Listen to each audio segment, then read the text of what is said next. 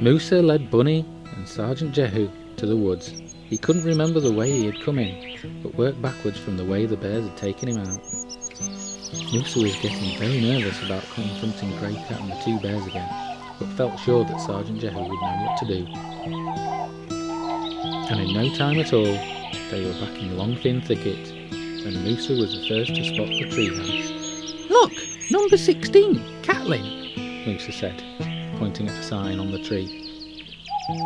But there was no sign of anything. No bears, no cats, no nothing. "Let's take a look around," said Sergeant Jehu. The three of them wandered around the whole area.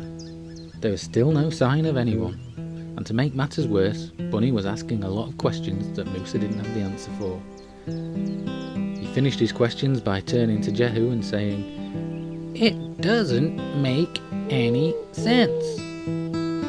"Have you got us out here on a wild goose chase, son?" Sergeant Jehu asked. "No," Musa said emphatically, "and we're not chasing a goose, we're chasing a cat and two bears." Jehu looked confused. "A cat? Oh, right, yeah, no, I didn't mean an actual goose chase. I meant, you've got us chasing our own tails or whatever." Musa gasped at Sergeant Jehu's last comment, and then revealed with great enthusiasm, "I remember now, the cat was chasing his own tail when we arrived." The three of them had reached a creek, and Jehu leant against a tree and turned to Musa and said, "I always say anything you remember could be useful to us, but I'll be honest, Musa, that was not very helpful," the big fox sighed. "See how I'm not writing it down," added Bunny. "Why don't you just help me?" shouted Musa. "Shh," Jehu interrupted, staring up into the trees. "Look!" Bunny and Musa followed where his finger was pointing and saw at the end of a branch a sleeping owl. Sergeant Jehu went over to the tree and started to give it a little shake. "What's all this?" said the startled owl, moving her head around in all directions. "Sorry to bother you, but we're looking for Mr. Catlin, or some of his friends?" Sergeant Jehu inquired. "Well, I never! I can't believe an officer of the law is waking up a law-abiding, snoozing owl. I shall have to alert the authorities." The owl waffled on. "Excuse me, hello? Do you know Mr. Catlin?" Sergeant Jehu interrupted, waving his arms around, trying to get the owl's attention. "Of course I know Catlin. Everybody around here knows Catlin," she eventually responded.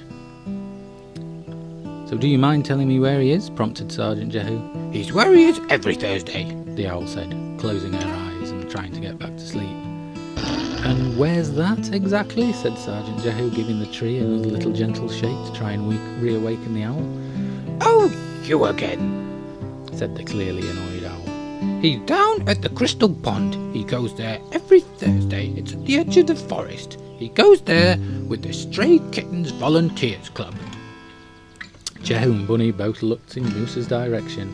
They were very unimpressed by this recent revelation. "And usually it's the only bit of peace I get around here, but not today. Oh no, you had other ideas, didn't you?" The owl was even more annoyed than she had been before, and she was pretty annoyed then. "Thank you, miss," Sergeant Jehu said apologetically. She stopped speaking mid-sentence and stared at Jehu in a very agitated manner. "I mean, miss," said Jehu, and the owl's gaze was even more furious. Mademoiselle?" Sergeant Jehu was clutching at straws now, and the owl's face was frozen in an angry, defiant look. Sergeant Jehu thought it was best to just leave it. Thanks again.